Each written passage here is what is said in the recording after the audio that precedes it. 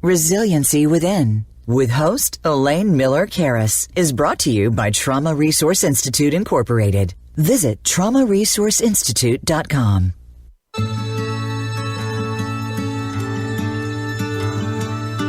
Welcome to Resiliency Within, featuring your host, Elaine Miller-Karras. In unprecedented times, our beliefs and well-being are put to the test. When we take the things we've learned in life and look at challenges in a whole new way, we learn to develop resiliency, which can then be used to promote healing and personal strength. Now, here is Elaine Miller-Karras. Welcome.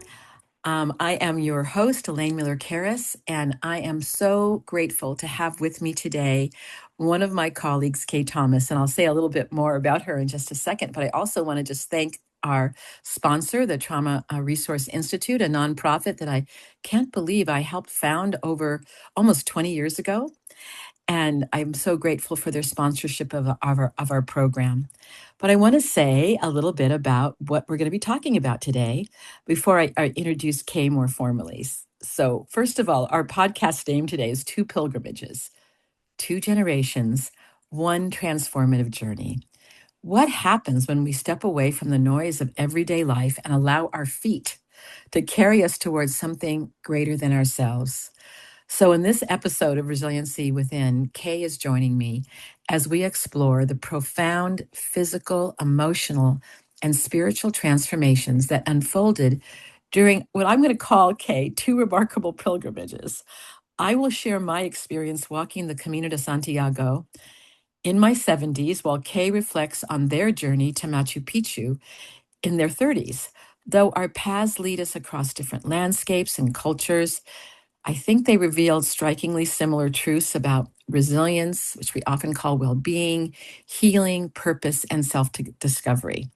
So let me say a little bit about Kay before we start talking about these experiences that we've had. So first of all, Kay works for the Trauma Resource Institute, and Kay, we have known each other for a long time, haven't we? Yeah. How many years have we known each other Almost now? a decade. It's been a decade. So I met you when you were just first becoming a therapist. Yeah. But I'm so happy to say she's the director of education and training at the Trauma Resource Institute, where they oversee the training and consultation of the community resiliency and trauma resiliency models.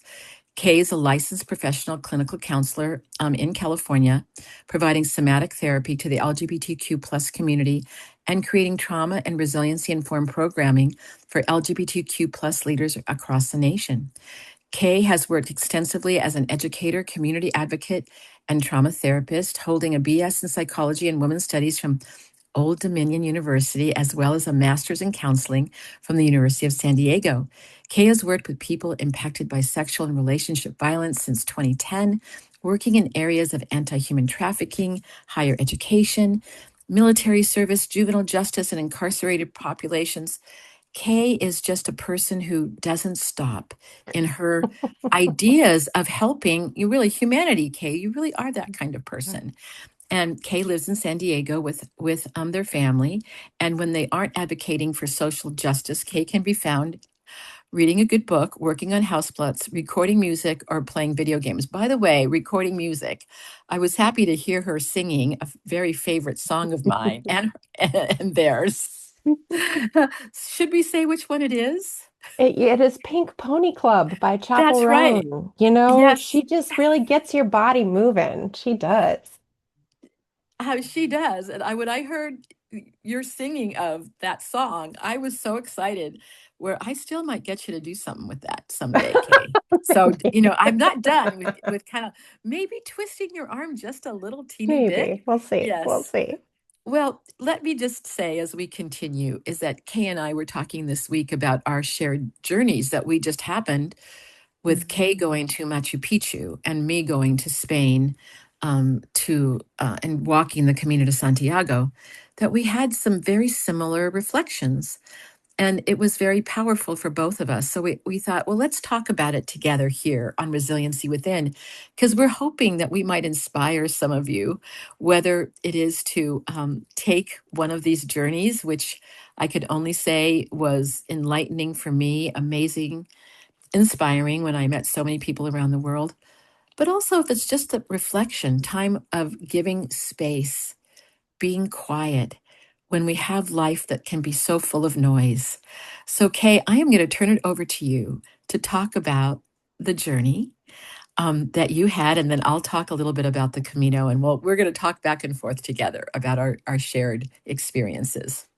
Well, thank you so much for having me on today, Elaine. I'm really excited to talk about this trip. I think I'm going to share some photos, and I think this trip for me was a beautiful surprise. I wasn't expecting it to be as spiritual as it was and as meaningful as it was.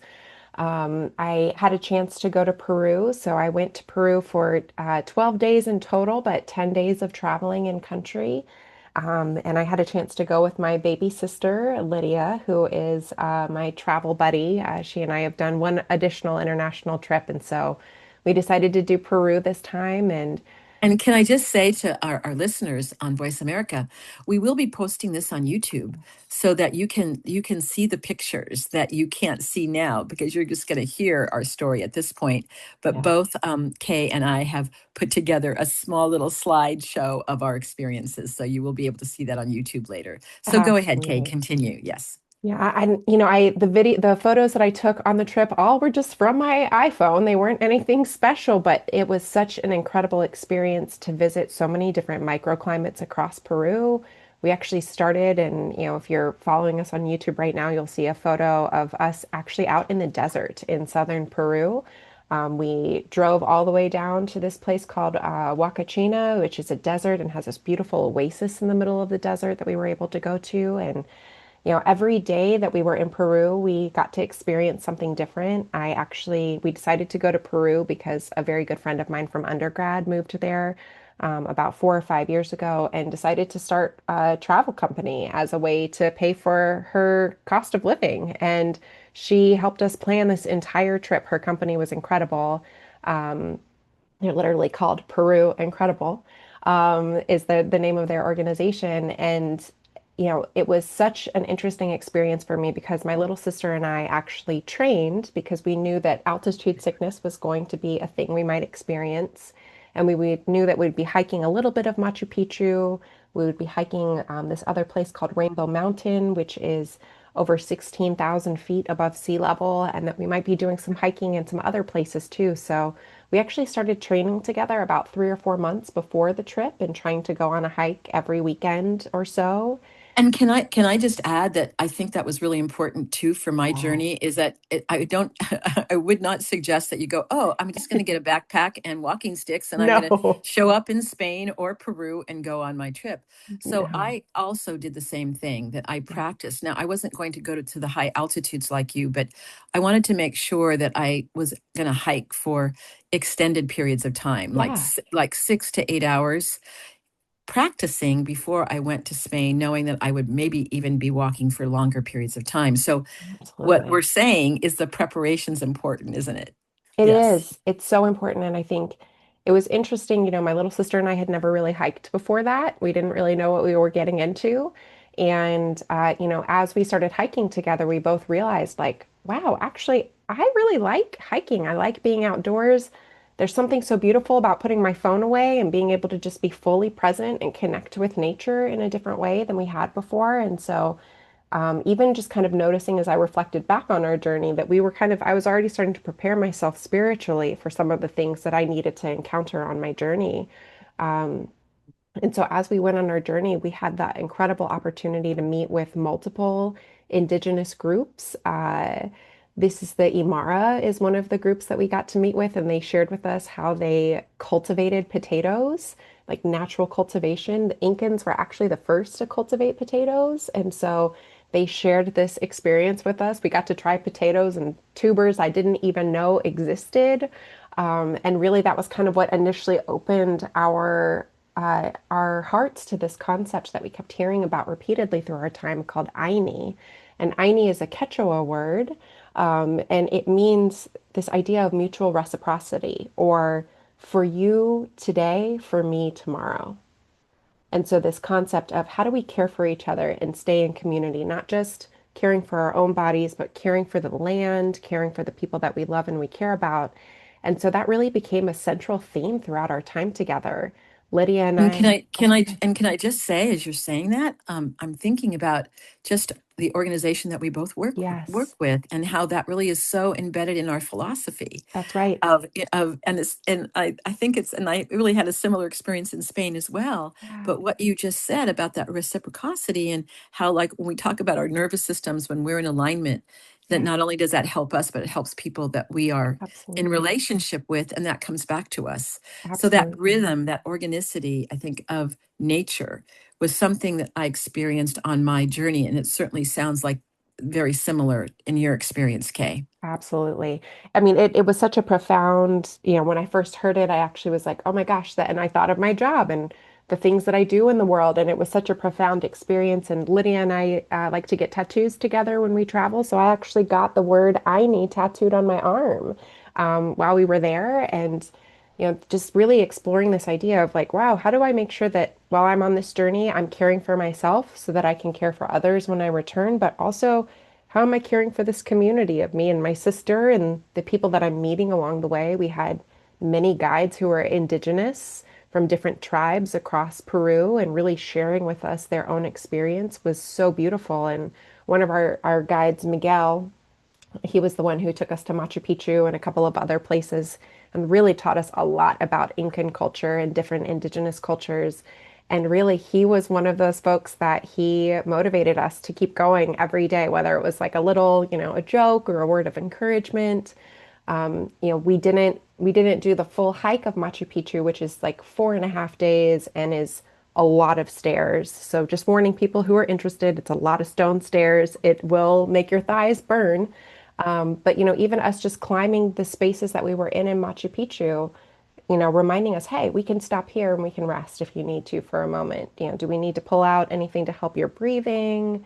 Let's take a picture together. Let's talk about this environment together and learn more. And so he really just drew us in a way that was so incredible. And so, Machu Picchu was an incredible space, but we had really been training for altitude because we also wanted to go to this place called Vinicunca or Rainbow Mountain, which used to be a big glacier. So if you're following with us on YouTube, you'll see that striated mountain in the background.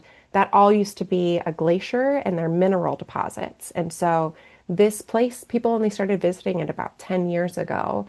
And to get to the very top of the summit, it is 16,500 feet above sea level. So it is a challenge. And I really wanted to challenge myself to do it. I love physical activity, but I've never been one to kind of challenge myself in this way. And so they told us, well, to help with your endurance, you can take a horse to the bottom of the summit. And I'm scared of horses. I like the idea of horses, but I'm scared of horses.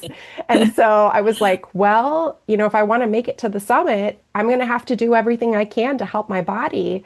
And, just getting out of the car when we first got there and going to, walk to the restroom, I was like, man, I'm out of breath because the altitude is so high. And so we rented horses, and you'll see if you're looking at the photo, a picture of somebody guiding the horse. And I used all of my skills from the community resiliency model of I'm noticing my hand making contact with this saddle right now.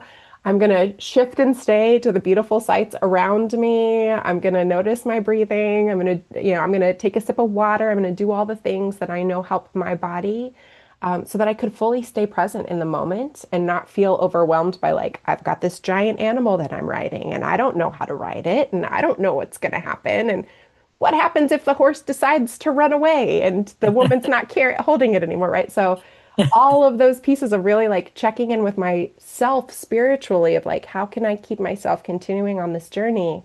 And then we got to the base of the mountain, and it's pretty much just a almost very difficult vertical climb from there of about 500 to 1,000 feet, depending on how high up you go from there.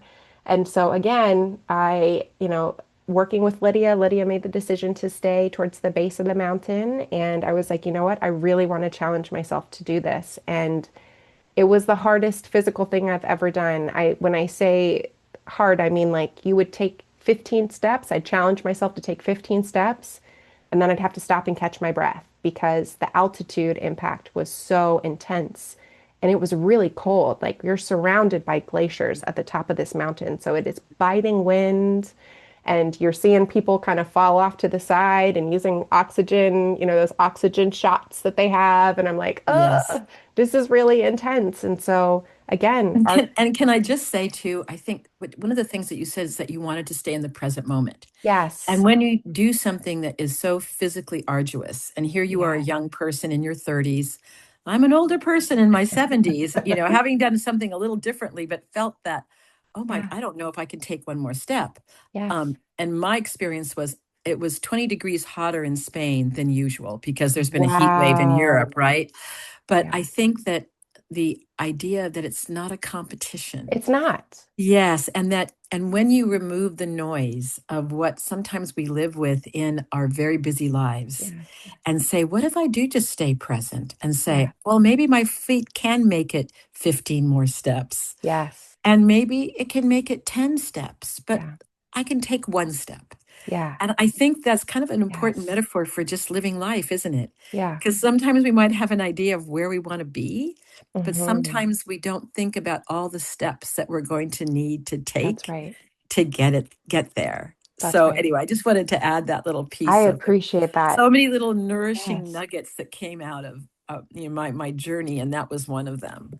And I think that that lack of competition, right? I played soccer competitively in high school and middle school, and so I'm used to my physical activity being in comparison with someone else's. And so this was a very different, it's just me. I'm the only person that can get myself to the top, and I get to decide how far I want to go. And so that was such a different experience. And I was so grateful for Miguel, our incredible guide. He would okay, I'll see you at the top. And he just kind of Billy goated his way up there at different points in time. And then he'd wait for me at different moments until I got there. And we'd sit and we'd talk and I'd catch my breath and then we'd do it again. And so, you'll see if you're looking at our photos, I'm taking a picture with a bunch of alpaca and llamas because they had these little spots along the way where you could stop and get your passport stamped, or you could get a picture with an alpaca or a llama, and just take in the sights, which were so incredible. And it took me about 45 minutes to get to the top fully, but honestly, getting to the top of that mountain was such an incredible experience to be able to look around and say, my body got me here. My resilience, my persistence, my preparation got me here. I didn't sleep well the night before because I was excited, but I was also a little bit worried of like, what if I can't make it? What if I've been training this whole time and I can't make it?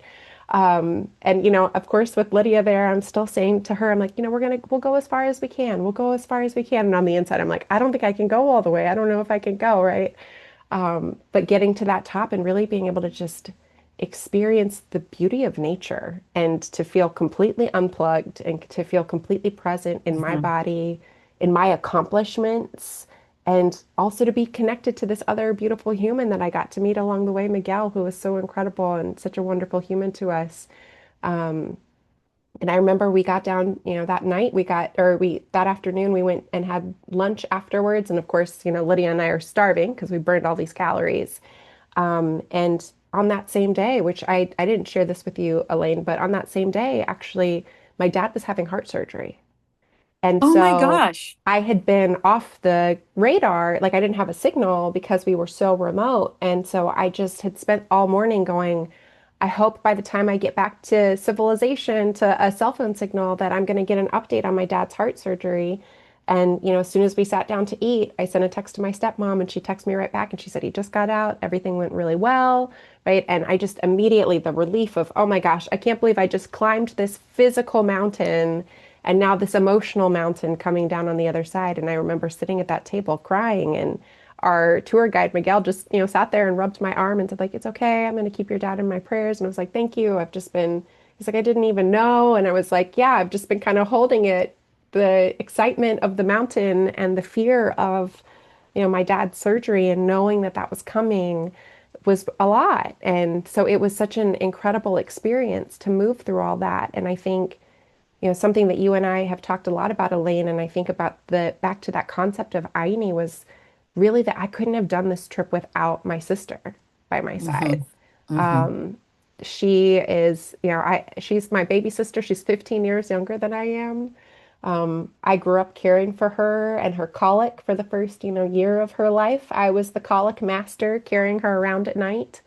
Um, and it's been so beautiful to see her blossom into this young woman and to be able to connect with each other, but to connect around everything from, our family's heritage of faith to our family's heritage of being Mexican and indigenous and being able to connect as sisters in a different way. She has been such a beautiful and supportive person to me in the last 2 years as I've navigated a pretty nasty divorce. And she has just continuously showed up for me in the most beautiful ways. And so to get to celebrate her and to do all these fun, cool things together, but also to challenge her to push herself as an older sibling, wanting to see my younger siblings grow and challenge themselves was really, I think, that connection over and over again, which was so beautiful. And I know you've talked about on your journey how having people there to lean on and support you is so important to the process when you're doing hard things.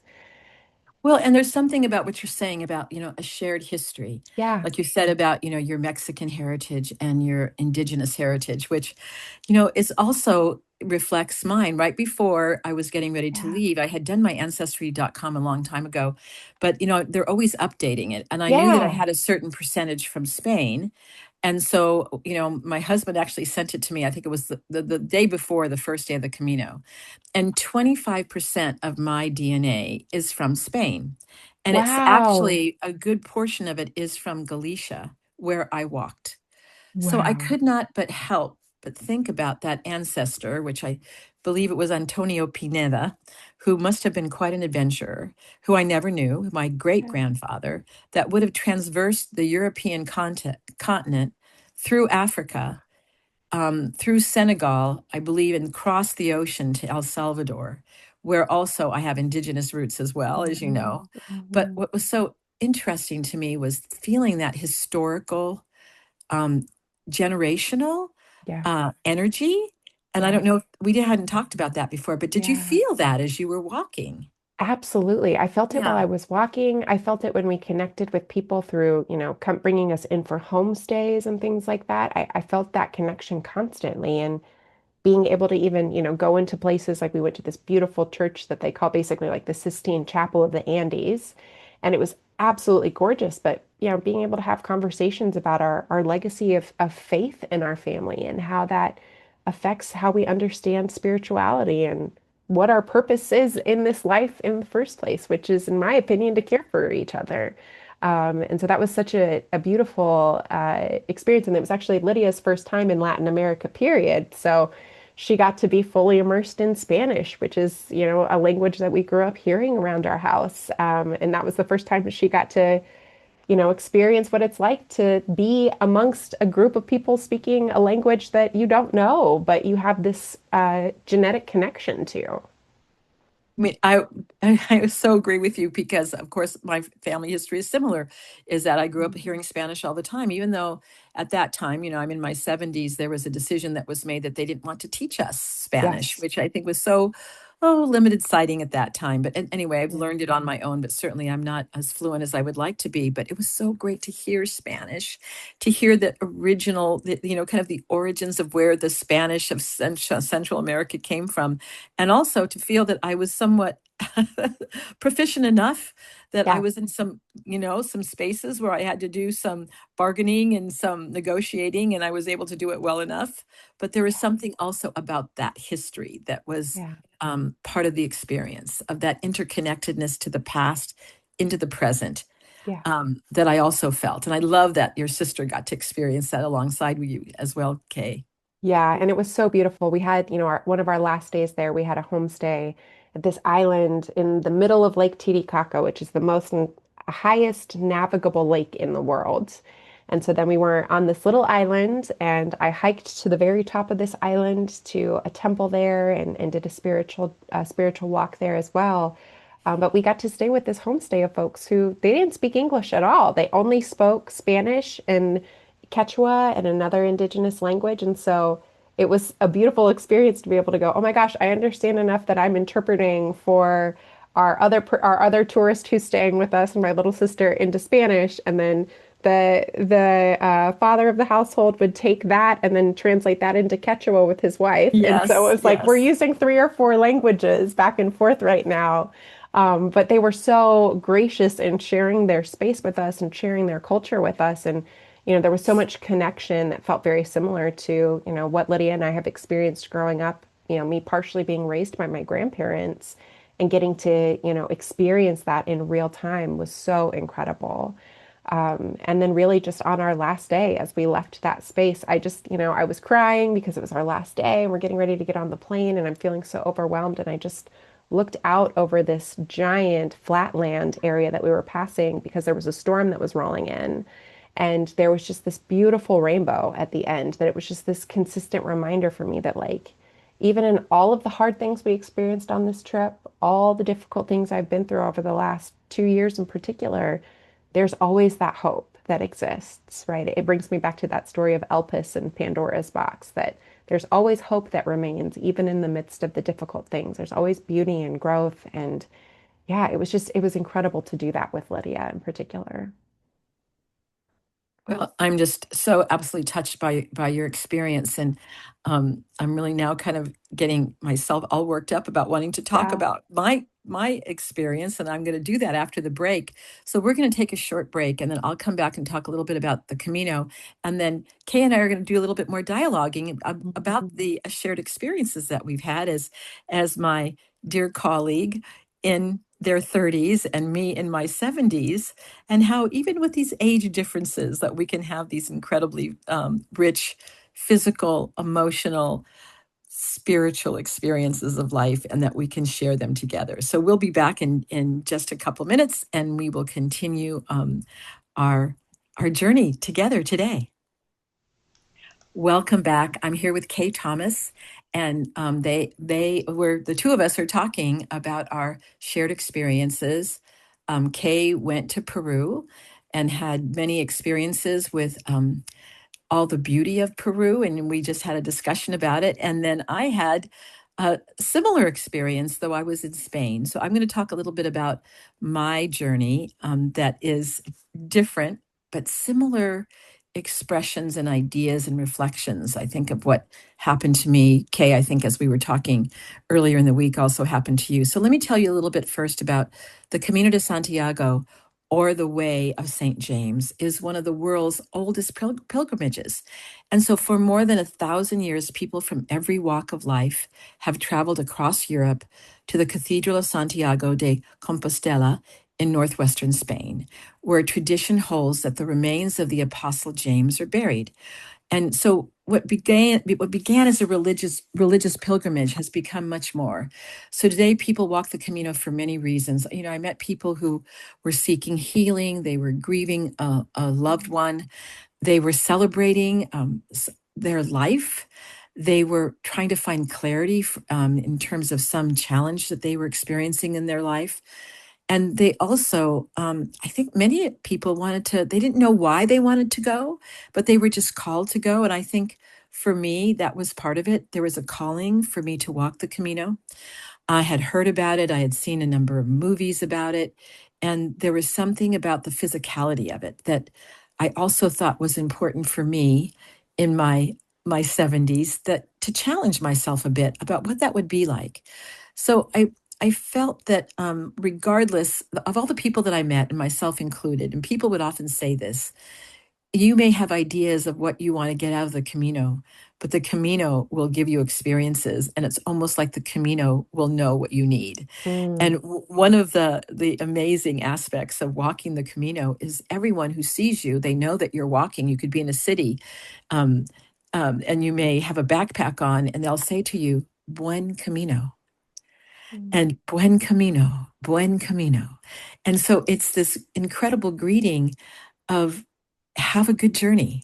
And there was something about the energy of that when you talked a little bit earlier about that spirituality, that having that intention being said to you over and over again was definitely part of what was nurturing for me. And I still can't believe when I look back to it, I go, I walked 106 kilometers of the Camino.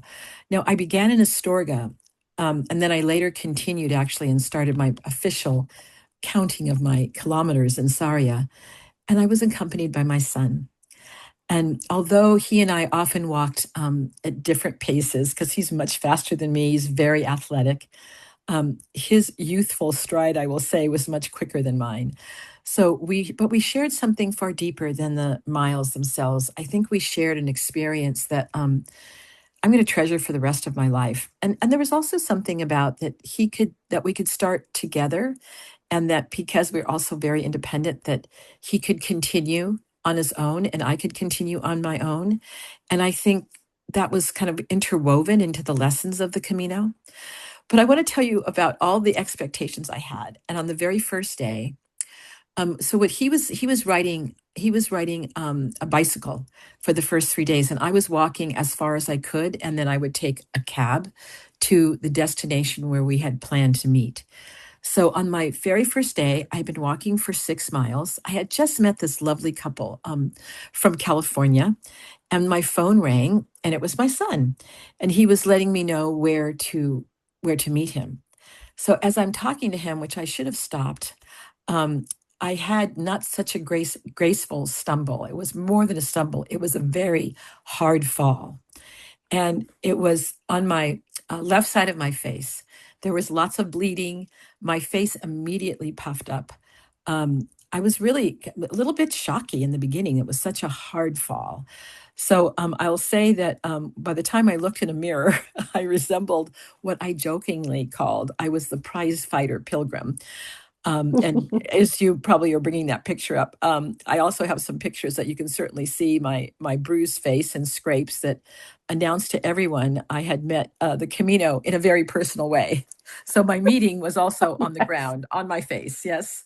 So it was such an interesting thing because like people are going, "Oh my gosh, you fell! How terrible!" And I didn't know, when I first felt, is it going to affect me walking the rest of the Camino? I'm going to say that it didn't. Um, but as someone, as many of you know, whose life's work has been devoted to helping others heal, I am usually the one offering assistance. Yet within moments of my fall, the roles were definitely reversed. I had no choice. I had to rely on the kindness of strangers, literally. Yeah. So the Camino quietly reminded me that those who spend their lives caring for others must also learn, okay, to receive care, right? That's Which I right. think you may know that's not necessarily my strong point. So And what you a spent so much time preparing for this trip, and even all the preparation. You can't yes. always prepare for everything. No, no, I didn't prepare for the fall with all my preparation. So, but I thought it was interesting. So the man and wife I'd met from California, the man's name was Kenneth, and my father-in-law's name was Kenneth. He lived in our home for over 30 years. He died at the ripe old age of 105. He was such a wise, wonderful man who always nurtured me. So here I have a man named Kenneth who, with his wife, came up to me quite quickly and knew I was very injured and there was, blood everywhere, etc. And he said, "Not to worry. This is my third Camino and I have a service and I can call a taxi." He was very calm and his voice was very calming to me. And my son, by the way, who I was talking to when I fell, he's hearing all this commotion going on and not knowing what's happening. And Kenneth took the phone and talked to my son and just let my son know that we were going to get me to him, which was about a 45-minute drive from where I fell. So this gentleman named Kenneth was so kind. They called the cab, and when the cab arrived, he and his wife literally steered me, because I was very shaky, as you can imagine, having fallen as hard as I did. And I turned to his wife and I thanked her and I thanked him. And I noticed that she had a effigy of the Buddha around her neck. And I asked her where she was originally from. And she said Vietnam. And I said, "Oh, well, as I'm leaving you, may the teachings of the Buddha guide your way." And she looked at me and she had a bracelet on. And she took her bracelet that she had made from the tree, which were beads, with a little effigy of the Buddha on the bead bracelet. And she gave it to me. She goes, "May you take my bracelet for healing." I mean, I can feel tears welling up in my eyes a little bit as I'm telling that story, because it was so kind of her. So I'm talking to the cab driver now has arrived. And and her name was Angel, Angel.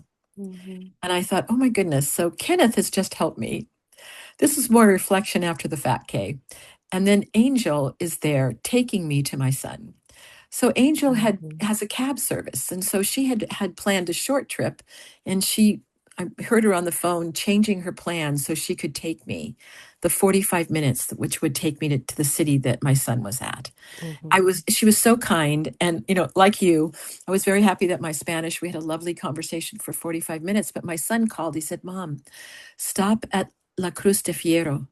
You're going to be going past it. And if she can maybe help you, it's just a little bit of a hill, but I know that was someplace you wanted to see." And I said, "Oh, you're right." And I'd brought a stone.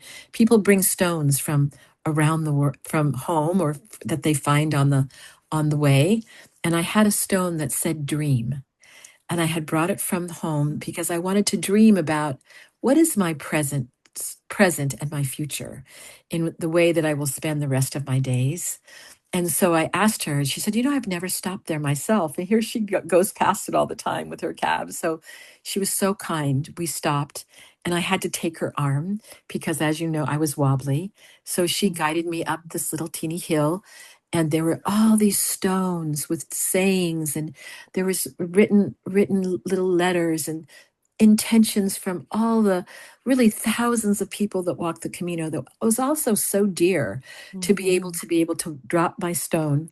And I looked at the picture that I took of where I dropped it later, and I saw that right above it was my daughter's name that you know well, Jessica. And I thought, oh my gosh, my daughter was there with me, almost as if the Mhm. Camino was telling me, yes, you're with your son, but you're with your daughter as well, which also makes me tear up a bit when I think about Mhm. that, because that was serendipitous. It wasn't something that I had planned, of course. Yeah. And so then as we get back in the car, Kay, um, I I think, okay, we're going to go to the city. And when we arrived at the city, my son was waiting for me. He was so kind. And there was a restaurant that we were the only one. It was kind of like early in the morning, about 11. And the person at the restaurant, his name was Domingo, which I say Sunday. And Sunday can be a healing day for everyone in Mhm. terms of how people celebrate their spiritual experiences, is certainly in Spain in terms of the Catholicism that is integrated into the way. But he welcomed me with such warmth, and he took one look at me and said, "Oh, Senora, oh my goodness, what happened to you?" And he immediately escorts me to the pharmacy.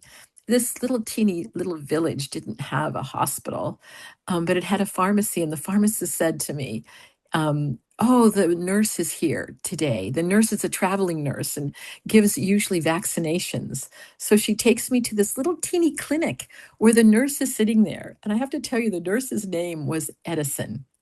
And I said to Edison, I said, and I'm speaking Spanish, of course, I said, "That's not usually a name that I hear in Spain." And he said, "Oh, my parents loved Thomas Edison." So as I was reflecting about it later, what does Edison mean? To me, it means the light. And when I'm thinking and reflecting back, I realized that more than all these people that I met, there was a grace in thinking about the lesson that the way was showing me. Um, and what did I need? I needed to be reminded that resilience is not about falling.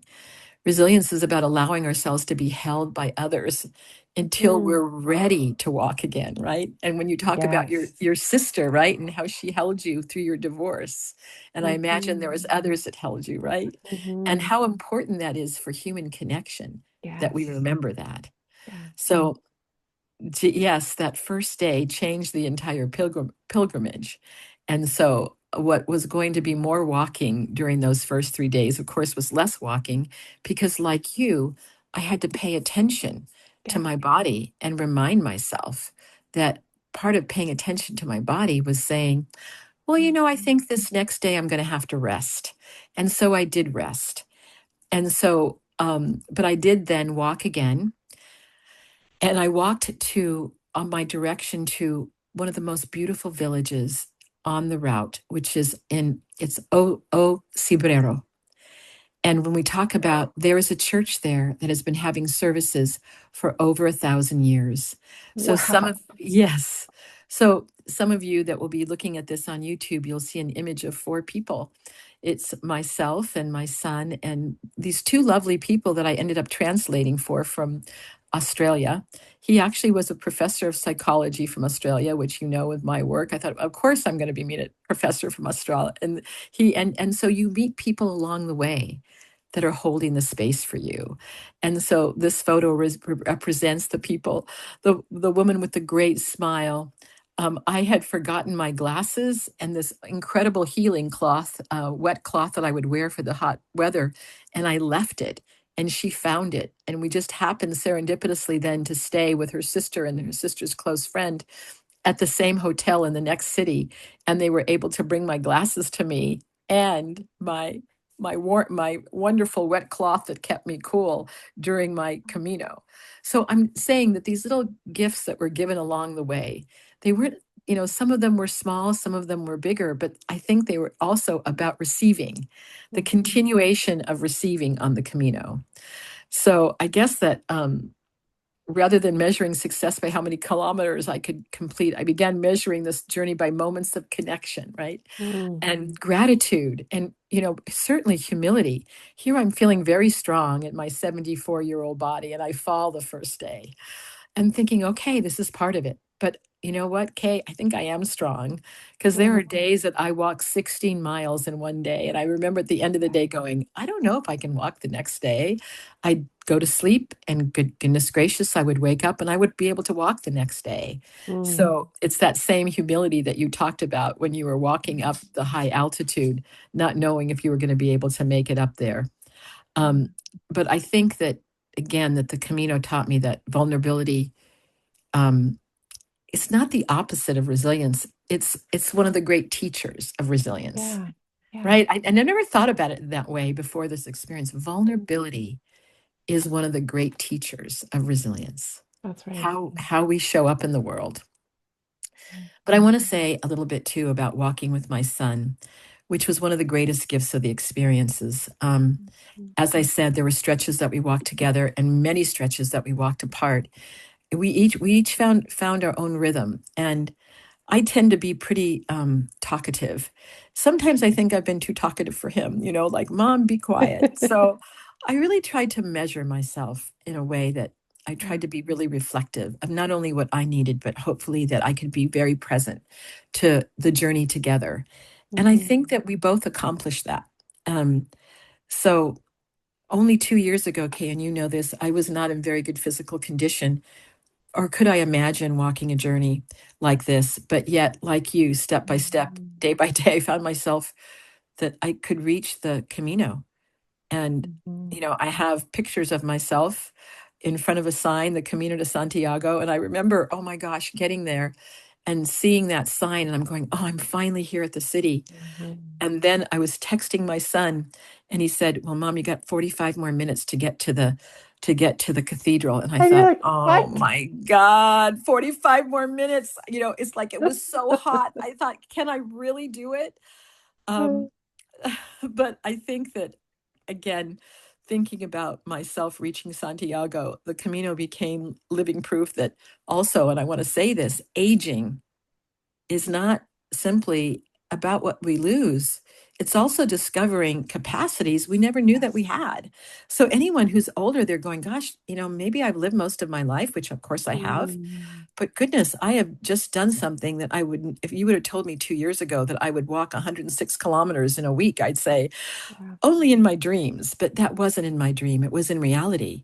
So I think as we're talking here, as we're both, here you are, your youthful self, and here we are, my older self.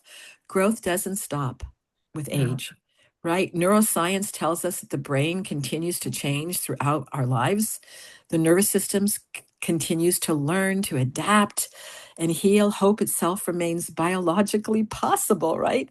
The hope of you getting up that rainbow mountain with the high altitude, the hope of me finishing something at my age. I was really one of the older people that I saw, but there are many people that were seniors that walked the Camino, that we are capable of building resilience at every stage of our life. I think that was one of the great messages for me.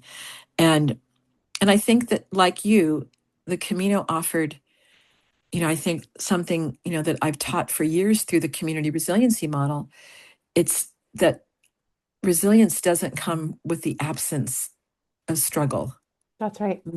right? It is our capacity to not only continue through the struggle, to reconnect and to move forward, not necessarily without bruises. Certainly, you saw mine, right? And I Yeah. still have a bit of a bruise. I covered up with makeup today. But those bruises are part of our living in our life, Hmm. and they also are there to embrace. So we can reconnect and move forward even after we've fallen.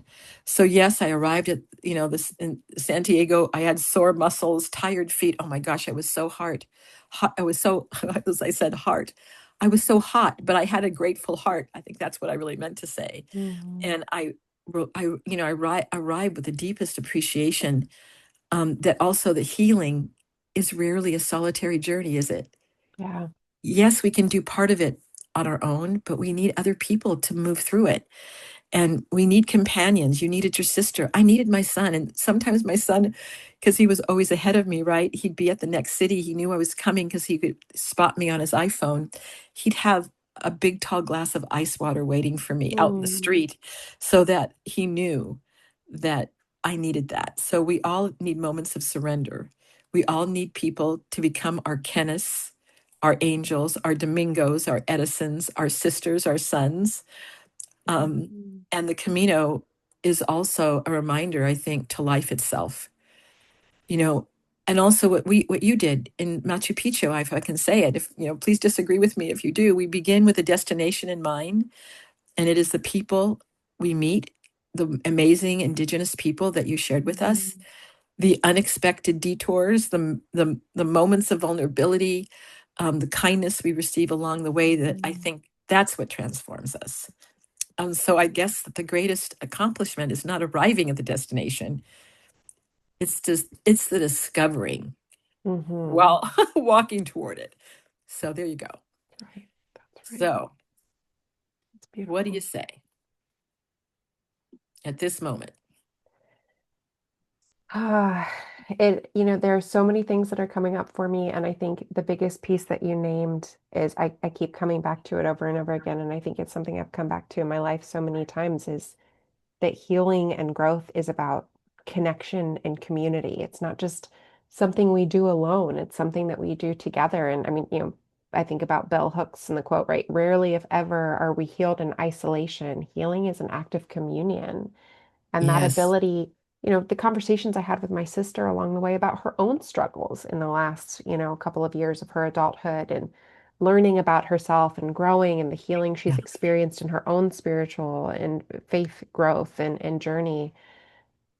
That was, it was a different journey than mine, but it was still a Yes. journey that was happening and to be able to share that with her and to be able to look back even on my own life and right, she's 15 years younger than I am and to say, to speak into those moments for her of like I hear where you're at and I've been where you're at and one foot in front of the other. It's okay to take a break. It's okay to reset yourself. It's okay to get some new perspective, but keep going. And it was such an incredible experience. And I think about even the way that your son was able to provide that compassion to you of like there you knew that ice water was going to be there at the end of every day, which Yeah, is he had that. incredible. Or just even the guidance saying, Mom, you got only 2 kilometers left. Yeah. Just that it's like what you said Miguel gave you, Cheering you on. like, yeah, he goes, okay, you can do this. And he did Yeah. that for me. And the last photo I have, that those of you are going to see this on YouTube, are my shoes and my walking sticks. And when I think about that, that was also part of the journey that Yeah. we have ways to get to places. We have Yeah. instruments that help us, right? That's right. In That's all right. different kinds of ways to get to where we're going to be. And that's also part of the journey. Yeah. Absolutely. And I think all the people we met along the way, whether it was, meeting people on the train that we talked to, or meeting people, we got to meet another person who did a homestay with us who was from New Zealand and she was backpacking through all of Latin America. And so we just spent 36 hours with a stranger, but got to know her well. And, those moments where it's all of those things along the way. And, I will say, even Lydia and I, some of the things we researched more and some of the things we researched less. And we didn't research as much our last 2 days where we would be doing our homestay in the middle of Lake Titicaca. And we we did some more research the night before and we were like, oh my gosh, this is like way more physically challenging than we thought it was going to be. And we were like, I don't know if I have the energy for two more hikes at high altitude. Like, I'm just not sure if I can do that. And it was like, well, one of the hikes, if you don't go, then you don't get lunch. You got to stay on a boat for 3 hours Yes, and wait. So you can be hungry, but you don't get to eat. that's right. And I was like, well, I want to eat. But, so there were those pieces, but being able to really, even in those moments where we were both like, I don't know if I can do that again, to be able to really sit with each other and say, you know what? We'll go as far as we can. We'll do what we can. We'll go We'll go as as far far as we as we can. can. I Yeah. love that. We'll go as far as we can. At the end of the journey, one of the reasons I think, one of the reasons that I think my son also offered to go with me is I'd Mm. always hoped to go with my husband, and I certainly Mm. had him in my heart when we were walking. He's been having some physical problems, so he couldn't walk with us. Yeah. But my son said to me before, he said, "Well, Mom, if you get in better shape, maybe I'll walk with you." And so he Mm. actually came to Claremont, and he wanted to kind of test me. So we walked the mountain. He goes, "Oh, Mom, you're in good shape." So I guess I proved to him that I'd gotten in better shape. But I thanked him at the end and said, "Eric, thank you so much for coming with me. I really could not have done it without you," because he had to take time off of his job and Yeah. everything that he did to come with me. And so he said something so kind back to me. He goes, "Well, Mom, you haven't been that kind of physical person in your life." He Mm. goes, "What you did was impressive." And I have to say, that was probably one of the nicest compliments everyone has given to me, because I think what you did is impressive. What I did, and what so many people do when they go on a pilgrimage, whether to Machu Picchu, whether to Spain, whether to your Mhm. own, someplace in your own backyard, where you sit and you contemplate your spirituality and your place on this planet. It's impressive that we take time to give us space, Yeah. however we do that. So I really want to say to my listeners today that, we always say, and, Kay, I know, has something tattooed on I them. do. I do. So what can you tell them what you have tattooed? Yeah, right here I have it says what else is true? And this is actually in Yes. Elaine's handwriting. Yes. So, Yeah. so what else is true for both Kay and I, right? Is that we did something that was hard. We trained for it. We practiced. It had some unexpected gifts, and it had many, many gifts that we couldn't have ever imagined. And it had connection and love and relationship. And Mm. so, what would you like to say, your last words, Kay, to our audience today? I think I just keep coming back to really the biggest lesson that I was reminded of is Aini, and that piece again of how do I care for myself and so that I can care for other people around me? And how do I care for my community so that we can move forward together?